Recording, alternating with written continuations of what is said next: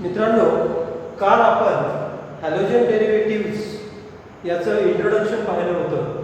इंट्रोडक्शनमध्ये आपण क्लासिफिकेशनचा थोडा अभ्यास केला होता आणि त्यानंतर नॉमेनक्लेचरचा पार्ट चालू केला होता. त्या नॉमेनक्लेचरमध्ये आपण हॅलोजन डेरिव्हेटिव्ह्ज ऑफ अल्केन्सचं नॉमेनक्लेचर पाहिलं होतं. आज आपण हॅलोजन डेरिव्हेटिव्ह्ज आता त्याच्यामध्ये नॉमेनक्लेचर ऑफ हॅलोअरिन्स पाहणार. हॅलोअरिन्सलाच अजून दुसरा शब्द वापरला जातो, अरिन हलाइन्स. आता हे हॅलोअरिन्स नक्की काय असतात तर आपल्या सगळ्यांना माहित आहे की समजा आपण एखादं ॲरोमॅटिक हायड्रोकार्बन घेतलं, व्हेरी सिंपल ॲरोमॅटिक हायड्रोकार्बन, हे सगळ्यांनाच माहिती आहे, याचं नाव हा आहे बेन्झीन. याच्यातील जर आपण हायड्रोजन रिप्लेस केला कोणतेही हॅलोजन आयटमने तर जे काय तयार होत आहे ती जी डेरिव्हेटिव्ह आहे त्याला आपण म्हणतो हॅलोअरिन किंवा अरिन halide. Now, these haloarines are further classified according to the number of halogen atoms in it.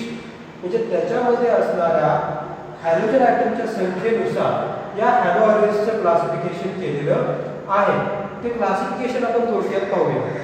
म्हणजे पहा, समजा हॅलोअरिन्स मधला ॲरोमॅटिक हायड्रोकार्बन मधील एक हायड्रोजन ॲटम एका हॅलोजनने रिप्लेस केला, म्हणजे त्याच्याकडे असणाऱ्या हॅलोजनची संख्या एकच असेल तर त्या हॅलोअरिनला आपण काय म्हणणार आहे, मोनो हॅलोअरिन. तो असेल मोनो हॅलोअरिन. तसंच जर त्याच्याकडे दोन हायड्रोजन ॲटम रिप्लेस केले दोन हॅलोजन ॲटमने तर तो असणार आहे आपला डाय हॅलोअरिन. मोनो हॅलोअरिन त्यानंतर di haloarene. If the number of halogen atoms present in an aromatic hydrocarbon or when more than two hydrogen atoms of an aromatic hydrocarbon is replaced by corresponding halogen atoms then it is called polyhaloarine. यावेळी आपण त्याला काय म्हणणार आहे, पॉलीहॅलोअरिन म्हणणार. तर आता असं या हॅलोअरिन्सचं आपल्याला काय पाहायचं आहे तर नॉमेनक्लेचर पाहायचं. आता हॅलोअरिन्सचं नॉमेनक्लेचर आपण कसं पाहणार आहे पहा. तर पहिल्यांदा नॉमेनक्लेचरमध्ये आपल्या सगळ्यांनाच माहिती आहे आपण दोन प्रकारच्या सिस्टीम्स वापरतो, कॉमन नेम्स आणि IUPAC नेम्स. आता मग कॉमन नेम्स आणि IUPAC नेम्स देताना पहा, अरिन हलाइड्सला कॉमन नेम्स मध्ये सुद्धा तोच शब्द वापरायचा, कोणता, हॅलोअरिन्स. आणि IUPAC सिस्टीम मध्ये सुद्धा त्याला कोणता शब्द वापरायचा तर हॅलोअरिन्सच वापरायचा. मग काही एक्झाम्पल्स आपण पाहणार. म्हणजे पहा, आपण मोनो हॅलोजन डेरिव्हेटिव्ह पाहूया त्याची. सपोज आपल्याकडे हा कंपाऊंड आहे,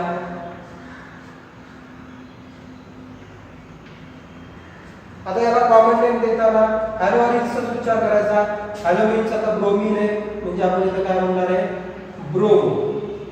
आणि पॅरेंट हायड्रोकार्बन कुठलं आहे आपलं, बेन्झीन, म्हणून याला नाव काय येईल, ब्रोमो बेन्झीन. ठीक आहे. सिमिलरली जर इथं क्लोरो असेल तर सिंपल ब्रोमो रिप्लेस होईल. शब्द कोणत्या शब्दाने रिप्लेस होईल, ब्रोमोच्या ऐवजी कोणता शब्द येईल इथं तर क्लोरो. समजा जर इथं आयोडीन असेल तर आपण काय म्हणणार आहे याला, simple iodo. It is a iodo benzene. हे मोनो हॅलोअरिन्स हे जे यांचं नॉमेनक्लेचर आहे हे फार सिंपल. पण काही नियम, काही रूल्स आपल्याला पाळावे. कधी, ज्यावेळी आपण नॉमेनक्लेचर वापरतो किंवा नावं देत असतो डाय हॅलोअरिन्सला, तर डाय हॅलोअरिन्सच्या नॉमेनक्लेचरच्या वेळी आपल्याला थोडीशी काळजी घ्यायची. आता ती काळजी कुठली आहे पहा.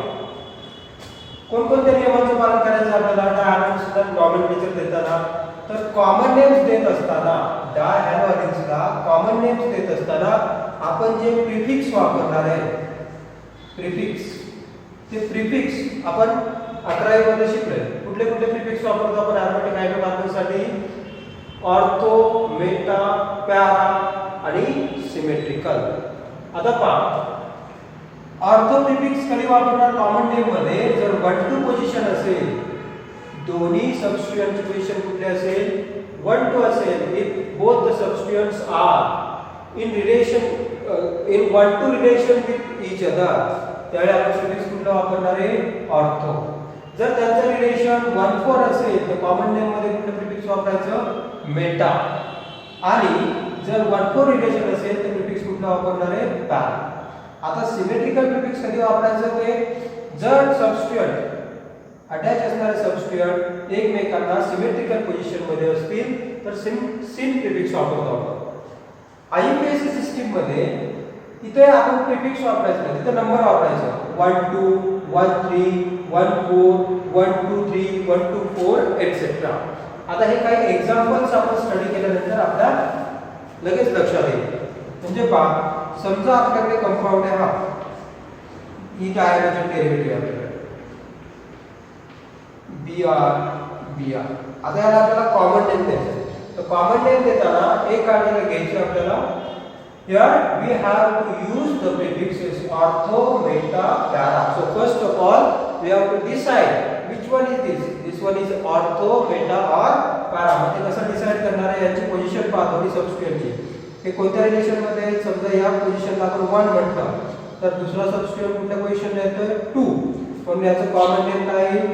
ऑर्थो. आता संपूर्ण ऑर्थो हा शब्द लिहायची गरज नाही, फक्त ओ मेन्शन करायचा. सो ऑर्थो डाय ब्रोमो बेन्झीन. त्याचं कॉमन नेम काय? ऑर्थो डाय ब्रोमो बेन्झीन. हे झालं याचं कॉमन नेम. आता आययूपीएसी नेम कसं देणार आहे आपण? तर आययूपीएसी नेमच्या वेळी हे प्रिफिक्स वापरायचे नाही. आययूपीएसी नेमच्या वेळी काय वापरायचे? नंबर. आता नंबर देताना काय करायचं? जिथे ज्या कार्बनला सबस्टिट्यूएंट अटॅच आहे त्या कार्बनला नंबर द्यायचा 1. आता दुसरा नंबर कुठून स्टार्ट करणार आपण? तर पहा, दुसरा नंबर आपण इथे सुद्धा देऊ शकतो आणि इथे सुद्धा. परंतु according to IUPAC rules we should start the numbering from that end which is having the second substituent at lowest position. जर या एंडने आपण सुरुवात केलं 2 3 4 5 6, सेकंड सबस्टिट्यूएंट आपला 6 नंबर आहे. पण जर आपण इकडून सुरुवात केलं तर सेकंड सबस्टिट्यूएंट कुठल्या पोझिशनला येईल? दुसऱ्या. मग त्या एंड कडून नंबर द्यायला सुरुवात करा जिकडून दुसरा जो सबस्टिट्यूएंट आहे त्याला लोवेस्ट नंबर आला पाहिजे. म्हणजे आता हा 1 आणि हा आला 2. आता याला नाव काय येईल? हा पुन्हा एकदा ब्रोमोबेन्झीन. ब्रोमोबेन्झीन. पण कसा आहे तो? 2 ब्रोमीन ॲटम आहेत म्हणून आपण लिहिलं इथं डायब्रोमोबेन्झीन. आता या दोन्ही ब्रोमीन ॲटमची आपल्याला पोझिशन दिली पाहिजे. मग हे दोन्ही ब्रोमीन ॲटम कसे आहेत? 1 आणि 2 एकमेकांच्या रिलेशन मध्ये आहेत. म्हणून पहिला आहे 1 नंबरला, दुसरा आहे सेकंडला. याचं नाव आययूपीएसी नाव काय येईल? 1 2 डायब्रोमोबेन्झीन. सिमिलरली आपण दुसरं एक्झाम्पल पाहूया डायहॅलोजनचं. समजा आपल्याकडे हा कंपाऊंड. आता याला आययूपीएसी नाव आपण कसं देणार आहे? कॉमन नेम कसं देऊ? पहिल्यांदा कॉमन नेम पाहूया. कॉमन नेम देताना दोन्ही सबस्टिट्यूएंटची एकमेकांची असणारी पोझिशन पाहायची. आता ती पोझिशन कशी आहे पहा.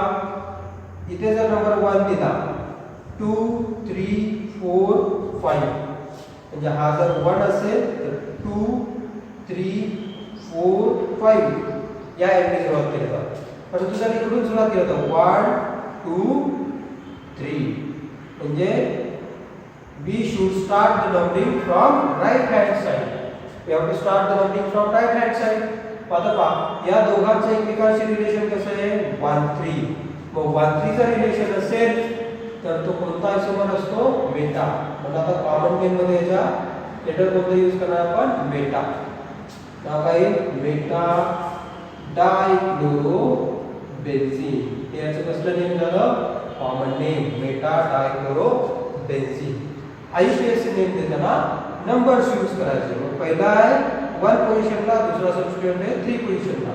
म्हणून आपल्याला येणार आहे 1 3 डायक्लोरो benzene. Is 1 3 डायक्लोरो benzene. Okay. Third example आपण पाहूया.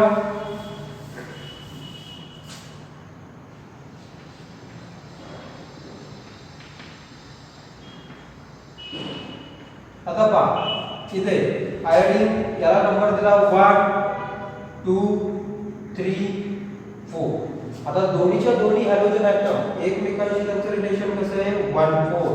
सो 1 4 रिलेशन ज्यावेळी असेल त्यावेळी आपण त्याला काय म्हणू शकतो, we can call it as a para.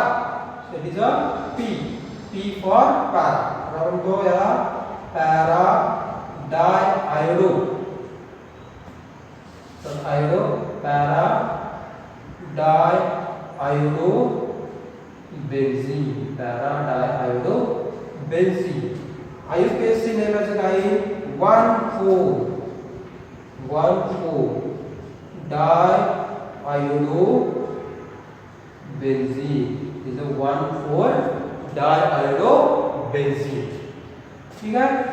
Next, if the number of substituents are more than 3, जर 3 पेक्षा जास्त सबस्टिट्यूएंट असतील तर त्यावेळी आपण कोणती काळजी घ्यायची आहे पहा.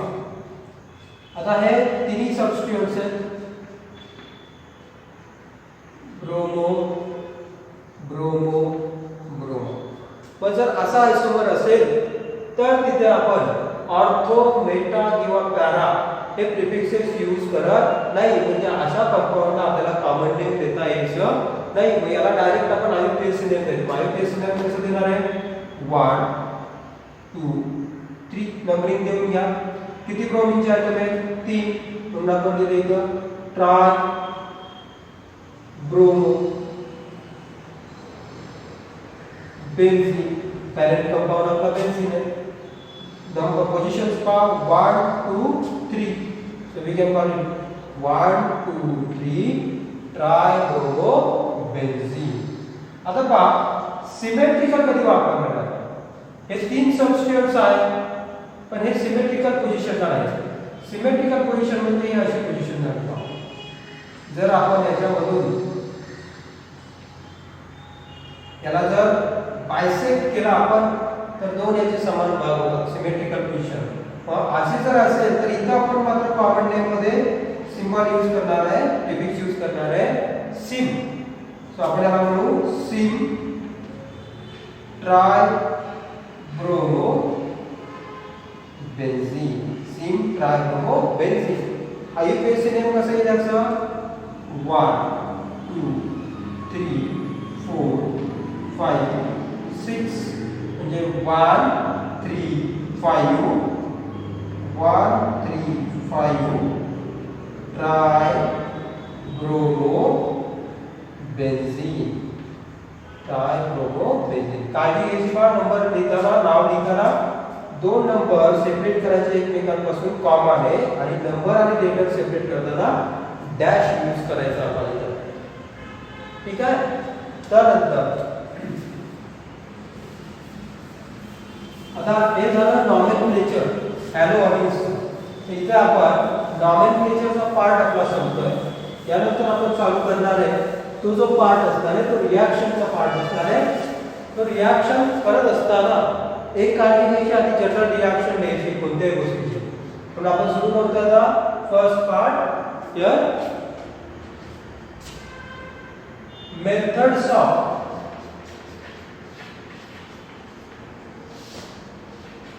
preparation of methods of preparation of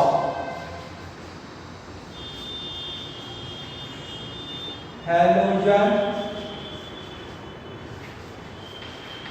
derivatives. Methods of preparation of halogen derivatives. आता या हॅलोजन डेरिव्हेटिव्ह्ज बनवण्याच्या पद्धती आपण पाहणार आहोत. त्याच्या आधी पाहूया सिंपल आपण एक करेक्टिव्ह लिहून घेऊया की हॅलोजन डेरिव्हेटिव्ह आपण पुन्हा पासून बनवू शकतो. आता पहा हॅलोजन डेरिव्हेटिव्ह्ज बनवताना पहिला सिंपल पार्ट हा लिहून घ्यायचा. कोणकोणत्या कंपाऊंड पासून आपण हॅलोजन डेरिव्हेटिव्ह बनवू शकतो. पहिला आपण तो बनवू शकतो अल्केन्स पासून. अल्केन्स किंवा आपण याला म्हणूया हायड्रोकार्बन्स. Aliphatic hydrocarbons. दुसऱ्यांदा आपण कोणापासून हॅलोजन डेरिव्हेटिव्ह बनवू शकतो अल्किन्स. अल्किन्स पासून बनवू शकतो. हे झाले अनसॅच्युरेटेड हाइड्रोकार्बन्स. अल्किन्स काय अनसॅच्युरेटेड हायड्रोकार्बन्स. तिसऱ्या मेथडमध्ये आपण कोणापासून बनवणार आहे तर अल्कोहोल्स. आणि चौथ्या मेथडमध्ये आपण हॅलोजन एक्सचेंज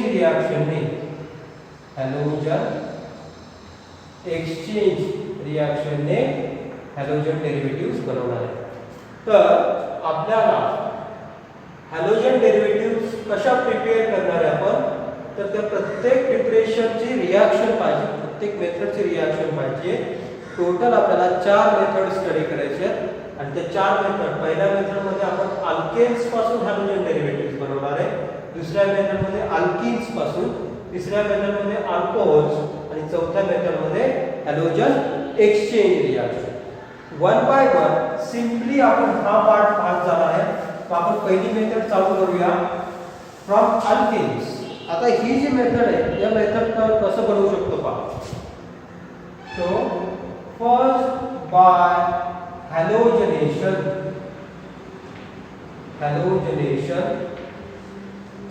ऑफ अल्केन्स.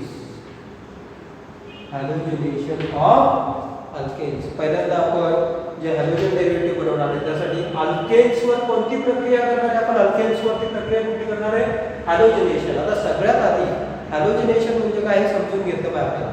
आता कोणती रिॲक्शन जमण्यासाठी त्याचं प्रॅक्टिस करणं फार महत्त्वाचं असतं आणि प्रॅक्टिस करताना कोणती काळजी घ्यायची आहे तर पहा सिंपल एक गोष्ट लक्षात ठेवायची. आधी आपल्याला जनरल रिॲक्शन लिहिता आली पाहिजे. कोणत्याही मेथडची कोणत्याही रिॲक्शनची जनरल रिॲक्शन लिहिता आली. आता जनरल रिॲक्शन कशी लिहायची पहा. हाय अल्केन्स. तो अल्केनचा जनरल फॉर्म्युला आपल्याला जनरल फॉर्म्युला सगळेच माहित असतात. जनरल फॉर्म्युला थोडक्यात इथे डिस्क्राइब करतो तुम्हाला. अल्केन्स आपण जनरली कसं लिहितो RH. अल्किन्स कसं लिहितो RCH डबल बॉन्ड CH. त्यानंतर अल्काइन्स कसे असतील RC triple bond CR. R हा ग्रुप काय इंडिकेट करतो पहा लक्षात घ्या. R म्हणजे काय R हा अल्किन ग्रुप असतो. मग सिंपल रिॲक्शन लिहिताना R आपण CH3 म्हणून वापरू शकतो. इथे जर ऍड करू CH3 असेल त्याला नाव काय देऊया आपण मिथिल. समजा R आपण वापरला CH3 CH2 याला म्हणूया आपण इथिल. R आपण CH3 CH2 CH2 वापरला तर हा आहे प्रोपीन. पण हा प्रोपीन कसा आहे तर स्ट्रेट आहे म्हणजे त्याला आपण म्हणणार एन प्रोपीन.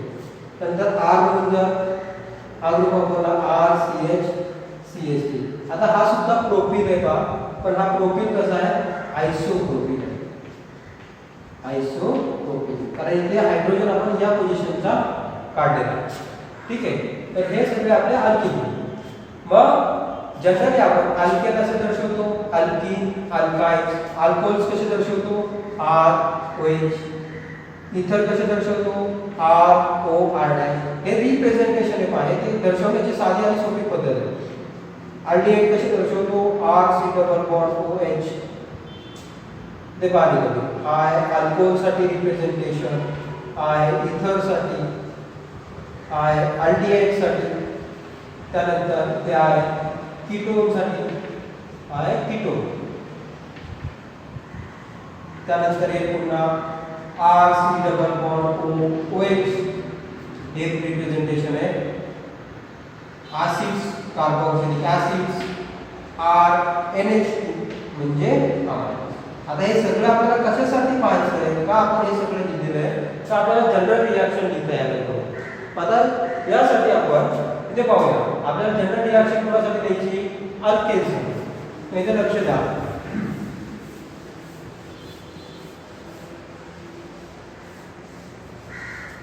अल्केनसाठी जनरल रिॲक्शन लिहिताना अल्केन्सचं हॅलोजनेशन आपण करतो. म्हणजे पहा हॅलोजनेशन करतो म्हणजे काय करतोय अल्केन्सची रिॲक्शन हॅलोजन बरोबर करतोय. Halogen X2.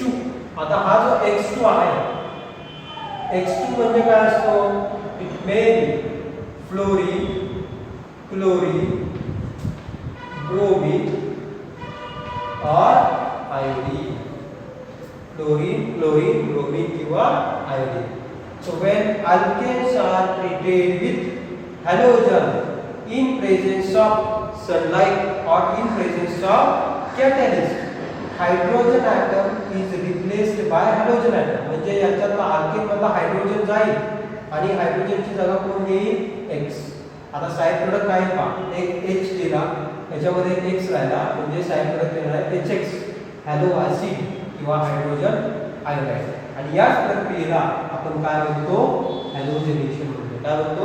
हॅलोजनेशन. आता हे हॅलोजनेशन कसं करणार आहे? तर हॅलोजनेशन करताना आपण किती प्रकारे हॅलोजनेशन करू शकतो? तर 4 प्रकारे. 4 प्रकारे म्हणजे कसं पहा, X2 म्हणून जर आपण F2 वापरला तर आपण त्याला काय म्हणूया? फ्लोरिनेशन. जर X2 ची जागा Cl2 ने घेतली तर ते असेल क्लोरिनेशन, कारण हे इन जनरल आहे. आता इथे ऍक्च्युअल रिएजंट आपण वापरतोय, मग X2 च्या ऐवजी ऍक्च्युअल रिएजंट Cl2 वापरला तर ते क्लोरिनेशन असेल. जर तिथं Br2 आपण वापरला तर ते ब्रोमिनेशन असेल, आणि जर I2 वापरला तर आपल्याला असणार ते आयोडिनेशन असणार. आपण 1 बाय 1 या चारही प्रक्रिया याच्यामध्ये पाहू. हॅलोजनेशन म्हणजे काय? मी पुन्हा एकदा सांगतो पहा. when one or more hydrogen atom of an alkane is replaced by halogen atom, then that process is called halogenation. आता पहा, या हॅलोजनेशन मध्ये आपण पहिली प्रक्रिया पाहणार आहे क्लोरिनेशनची. आता क्लोरिनेशन करायचं म्हणजे काय करायचं पहा. सो व्हेन एक्झाम्पल, आता एक्झाम्पल बनवूया. एक्झाम्पल 1 कसं बनणार आहे? Bye example. तर इथं R म्हणून या ग्रुप पैकी तुम्ही कोणताही ग्रुप सिलेक्ट करू शकता. म्हणजे प्रत्येक जनरल रिएक्शनचे आपण 4 ते 5 एक्झाम्पल प्रॅक्टिस साठी घरच्या घरी करू शकतो. तसे असंख्य एक्झाम्पल बनतील, परंतु एक्झामच्या दृष्टिकोनातून आपल्याला हे 4-5 एक्झाम्पल तरी जमले पाहिजे स्वतःच्या स्वतः मनाने लिहिण्यासाठी. म्हणजे पाहता इथं पहा, एक्झाम्पल बनवता क्लोरिनेशन. मी पहिला अल्केन घेणार, पहिल्यापासून स्टार्ट करा. पहिला अल्केन ग्रुप कुठला आहे? मिथिल. CH3H म्हणजे माझा अल्केन कुठला येईल? मिथिल. लगेच याला इथे नाव देऊन घ्यायचं. म्हणजे IUPAC कॉमन नेम दिले म्हणजे आपली ती पण प्रक्रिया, इस्कटची प्रक्रिया आहे कॉमन नेम देऊन नॉमेनक्लेचरची, ती पण आपली परफेक्ट होऊन जाते. आता मिथेनची रिएक्शन क्लोरिनेशन करायचं म्हणजे X2 च्या ऐवजी काय येणार आपल्या इथं? Cl2. आता इथे लक्षात काय ठेवायचं पहा, क्लोरिनेशन करताना आपल्याला इथं डिफ्यूज्ड सनलाइट मध्ये क्लोरिनेशन करायचं आहे. We have to carry out the chlorination in diffused sunlight, सूर्यप्रकाशामध्ये. मग काय होईल? एक हायड्रोजन झाला आणि त्याची जागा एक क्लोरीन घेणार म्हणजे CH3Cl. साइड प्रोडक्ट काय असेल? H आणि Cl. So HCl. आता जो काय प्रोडक्ट तयार झाला त्याला लगेच नाव देऊन घ्यायचं. पण नाव 2 प्रकार द्यायचं म्हणजे आपलं परफेक्शन येत जातं त्या गोष्टीमध्ये. आता याला कॉमन नेम द्या. मग कॉमन नेम आपण कसं देतो? आधी अल्किल ग्रुप लिहितो आणि त्यानंतर हलाइड लिहितो. म्हणजे अल्किल ग्रुप कुठला येतो? मिथिल, म्हणून हा मिथिल. आणि हॅलोजन कुठला आहे? क्लोरीन, म्हणून मिथिल क्लोराइड. हे याचं कसं नेम झालं? Common name. IUPAC कसं देणार? तर हॅलो अल्केन. मग हॅलो ग्रुप कुठला आहे? क्लोरीन, म्हणून इथे दिलं आपण क्लोरो. आणि अल्केन एक कार्बन वाला कोणता अल्केन असतो? मिथेन, म्हणून याचा IUPAC नेम आलं क्लोरोमिथेन. असं रिएक्शन लिहिलं की लगेच कॉमन नेम IUPAC नेम हे प्रोडक्टला आणि रिएक्टंटला देत राहायचं. हे दिल्यामुळं रिएक्शन ही परफेक्ट होते, नॉमेनक्लेचर ही परफेक्ट होऊन जातं. ही पहिली रिएक्शन क्लोरिनेशन. परंतु याचा एक डिसएडव्हांटेज आहे. डिसएडव्हांटेज काय? तर तो डिसएडव्हांटेज आपण पाहूया. This halogenation reaction is a chain reaction. ही जी हॅलोजनेशन रिएक्शन आहे ही कशी रिएक्शन आहे? Chain reaction. तर चेन रिएक्शन म्हणजे काय? की अशी रिएक्शन की जी फ्री रॅडिकलच्या माध्यमातून जाते. कशाच्या माध्यमातून जाते? Free radicals. तो फ्री रॅडिकल्सच्या माध्यमातून रिएक्शन केल्यामुळे काय होतं पहा, की इथं एक प्रोडक्ट मिळाला, याच्याकडे अजून हायड्रोजन आयन रिप्लेस करण्यासाठी तो पुन्हा दुसऱ्या हायड्रोजन बरोबर रिएक्ट होतो, पुन्हा त्याचा हायड्रोजन निघून जातो. म्हणजे मी इथे रिएक्शन लिहितो पहा, CH3Cl प्लस Cl2. इथे येणार आहे CH2Cl2 प्लस HCl. पुन्हा याच्याकडे हायड्रोजन आहे रिप्लेस करण्यासाठी म्हणजे इथे CH2Cl2 हा पुन्हा दुसऱ्या हायड्रोजन बरोबर रिॲक्ट होईल, त्यात CHCl3 प्लस HCl. आता याच्याकडे अजून एक हायड्रोजन आहे रिप्लेस करण्यासाठी CHCl3 म्हणजे पुन्हा एकदा तो Cl2 बरोबर रिॲक्ट होईल, काय तयार होईल CCl4. So we cannot stop. आपण काय म्हणू शकतो, इथं मोनो हॅलोजन डेरिव्हेटिव्ह तयार झाले, इथे डायहॅलोजन, टेट्रा हॅलोजन, इथे टेट्रा हॅलोजन डेरिव्हेटिव्ह तयार झाले. We cannot stop the halogenation reaction at this stage. आपण या स्टेजला ही रिएक्शन थांबवू शकत नाही. का थांबवू शकत नाही? कारण ही चेन रिएक्शन आहे, फ्री रॅडिकल्सच्या माध्यमातून जाणारी रिएक्शन आहे. सो आपल्याला मिक्सचर ऑफ प्रोडक्ट मिळतात आणि मिक्सचर ऑफ प्रोडक्ट मिळाल्यामुळे आपल्याला हे मिक्सचर सेपरेट करू शकत नाही. म्हणजे काय, तर आपल्याला फक्त जर हाच प्रोडक्ट हवा आहे तर तो आपण सेपरेट करू शकत नाही, आपल्याला मिश्रण मिळतं. त्यामुळे हा एक डिसएडव्हान्टेज आहे या रिएक्शनची, हॅलोजनेशनची. आपण एका स्टेजला ती रिएक्शन थांबवू शकत नाही. नेक्स्ट, क्लोरिनेशन झाल्यानंतर ब्रोमिनेशन पाहूया.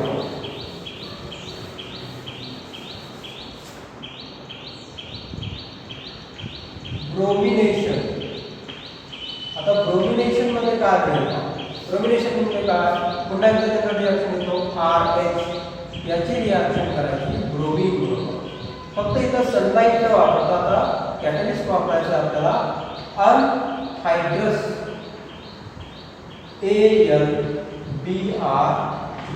हा कॅटलिस्ट आपण वापरणार आहे. अनहायड्रस AlBr. इथं हायड्रोजन जाईल, त्याची जागा हॅलोजन घेईल. ऑब्वियसली आपला हायड्रोजन असणारा Br, म्हणजे आपल्याला जो प्रोडक्ट मिळणार आहे त्या प्रोडक्ट कोणता असणार आहे? अल्किल ब्रोमाइड प्रोडक्ट असणार आहे. कोणता असणार आहे? Alkyl bromide. जसं आपल्याला क्लोरिनेशन मध्ये अल्किल क्लोराइड मिळतं, तसं ब्रोमिनेशन मध्ये अल्किल ब्रोमाइड मिळतं. आता याचंही एक एक्झाम्पल बनवा. यापैकी कोणताही ग्रुप तुम्ही वापरू शकता. समजा आपण इथे इथिल वापरला तर आपला अल्केन कुठला असणार आहे एक्झाम्पल मध्ये? तर CH3CH3 म्हणजे इथेन हे अल्केन असणार आहे. त्याची रिएक्शन आपण करणार आहे Br2 बरोबर इन प्रेझेन्स ऑफ अनहायड्रस AlBr3. त्यावेळी आपला एक H जाईल CH3CH2, त्याची जागा ब्रोमीन घेणार आहे आणि जो साइड प्रोडक्ट आपला असणार आहे तो असणार आहे HBr.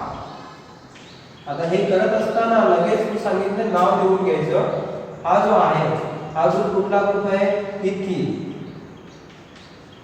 इथिल आणि पुढे ब्रोमाइड. आता हे जे नाव झालं आपल्या कंपाऊंडचं हे कसलं नेम आहे? Common name. आपल्याला समजण्यासाठी आपण इथे ब्रॅकेट मध्ये स्मॉल सी लिहिलं तर झालं, तुमच्याकडे ते कॉमन नेम आहे UR. आता इथे IUPAC काय आहे त्याचं नाव?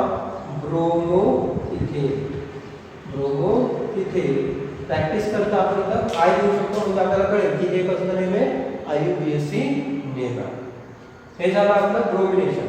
ब्रोमिनेशन सुद्धा मोनो हॅलोजन स्टेटला थांबत नाही, कंटिन्युअसली चालू राहतं. कधीपर्यंत कंटिन्युअसली चालू राहतं? Till all the hydrogens are replaced by halogen atom. Bromination आणि क्लोरिनेशन हे मोनो हॅलोजन स्टेटला थांबत नाही.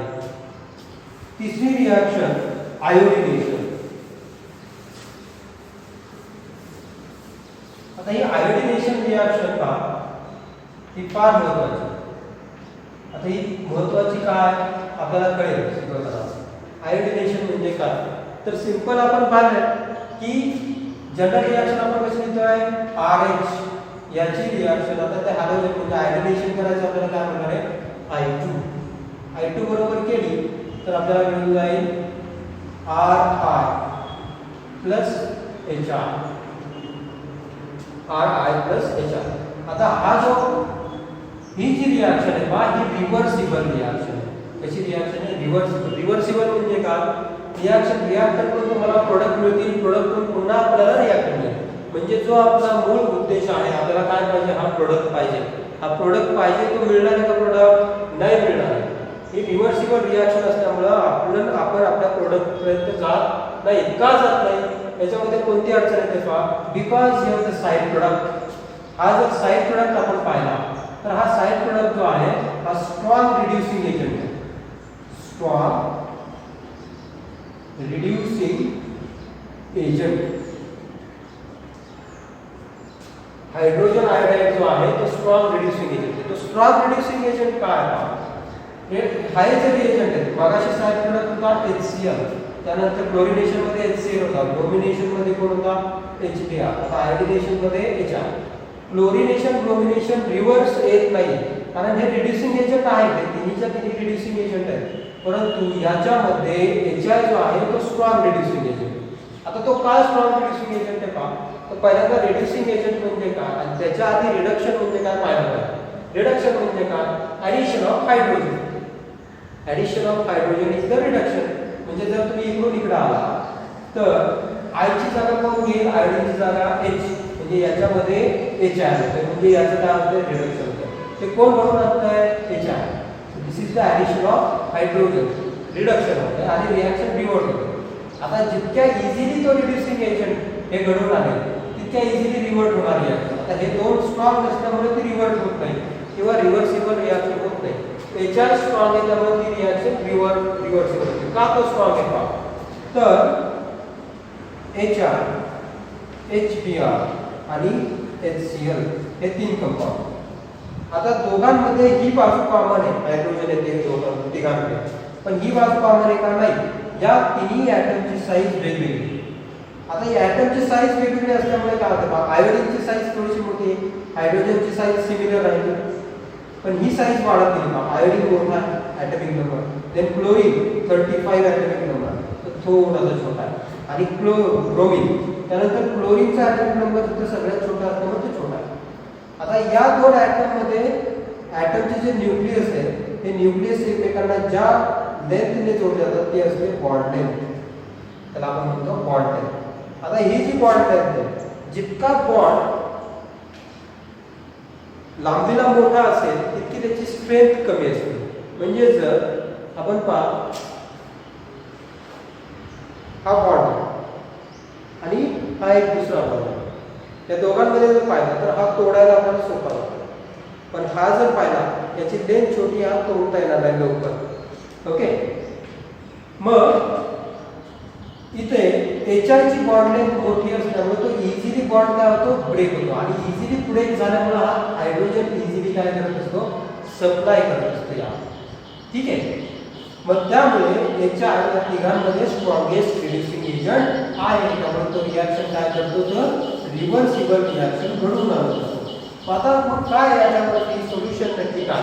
ही रिव्हर्सिबल रिॲक्शन आपण कशी स्टॉप करू शकतो?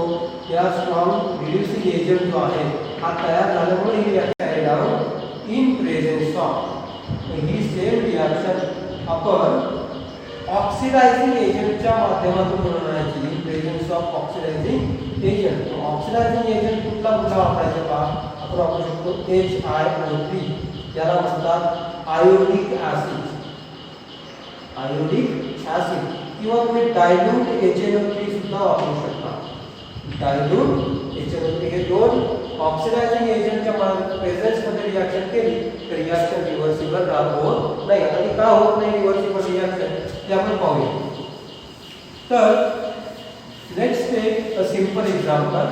If we have a CH3CH3, it reacts with I2 but here in presence of HiO3. Reaction तर करणार आपण, पण कोणाच्या प्रेझेन्स मध्ये करणार? तर HiO3 च्या प्रेझेन्स मध्ये. So the product is as usual alkyl iodide CH3CH2I, but the side product is H2O. Rise of H2O. Balance साठी आपण इथे पाहूया 5 2 4 5. यासाठी इथे बॅलन्स साठी घ्यायला लागतील 5. ओके, ही झाली रिॲक्शन बॅलन्स. हे झालं तयार इथिल आयोडाईड. म्हणजे आपण कन्व्हर्जन इथं केलं. कशाचं कन्व्हर्जन? इथेनचं जे कन्व्हर्जन आहे, इथेनचं कन्व्हर्जन कशामध्ये केलं? आपण इथिल आयोडाईड मध्ये केलेलं आहे. पण मगाशी साइड प्रोडक्ट तयार होत होता HI, तो आपल्याला तयार झाला का? साइड प्रोडक्टचा कोण तयार झाला? Water. Water is the side product. आता हा वॉटर साइड प्रोडक्ट असल्यामुळे रिॲक्शन रिव्हर्सिबल होत नाही. तर रिॲक्शन कशी जाते?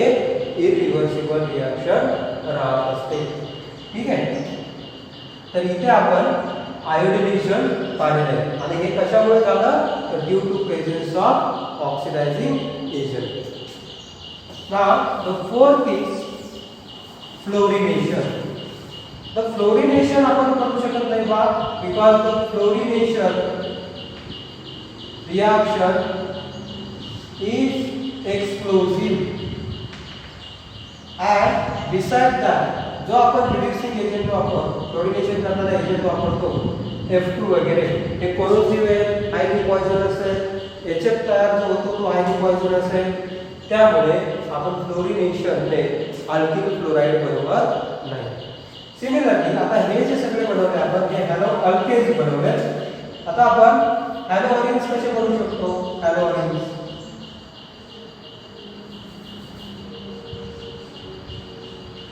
तर फ्रायडल-क्राफ्ट रिएक्शनने आपण फ्रायडल ठीक आहे आपण अरोमॅटिक कंपाऊंडचं नंतर पाहूया. पहिल्यांदा ॲलिफॅटिक्स बनवू. मग आता इथे हॅलोजिनेशन आपलं संपलेलं आहे. हॅलोजिनेशन ऑफ अल्केन्सने आपण काय बनवलेलं आहे तर हॅलोजन डेरिव्हेटिव्ह बनवलेलं आहे. नेक्स्ट आपण सेकंड मेथड जे आहे तर सेकंड मेथडमध्ये पुन्हापासून आपण हॅलोजन डेरिव्हेटिव्ह बनवणार आहे. तर सेकंड मेथडमध्ये आपण from alkenes we are going to prepare halogen derivatives from alkenes. आता मी पहिल्यांदा सांगतो जनरल रिएक्शन देखील. जनरल रिएक्शन मध्ये अल्कीन्सचा जनरल फॉर्म्युला काय असतो C double bond C carbon carbon double bond.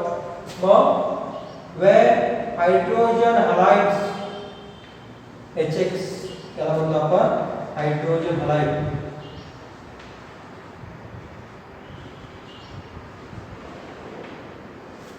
हे ज्यावेळी आपण ऍड करतो अल्कीन मध्ये when they adds across the carbon carbon double bond of alkene एक हायड्रोजन एका कार्बनला हायड्रोजन दुसऱ्या कार्बनला तो आपलं जे काय तयार होईल त्याला आपण काय म्हणणार आहे अल्किल हलाइड म्हणतात. Alkyl halide. ठीक आहे. आता हे जे हायड्रोजन हलाइड आपण यूज करतो कुठले कुठले हायड्रोजन हलाइड यूज करतो HI HBr HCl hydrogen iodide hydrogen bromide hydrogen chloride यांची रिएक्टिव्हिटी ऑर्डर आपल्याला पाहिली पाहिजे. So reactivity order of our रिएजंटची reactivity order HR reacts more faster than HBr which reacts more faster than HCl. why आता हे पुन्हा एकदा HR ची बॉन्ड लेंथ या सगळ्यांमध्ये जास्त आहे त्यामुळे HR ची बॉन्ड स्ट्रेंथ कमी आहे. बॉन्ड लांबीला मोठा असल्यामुळे त्याची स्ट्रेंथ काय कमी आहे. तर वन बाय वन आपण आता इथे पाहूया. पहिल्या केसमध्ये आपल्याला पाहायचं आहे addition of HX two symmetrical alkyne.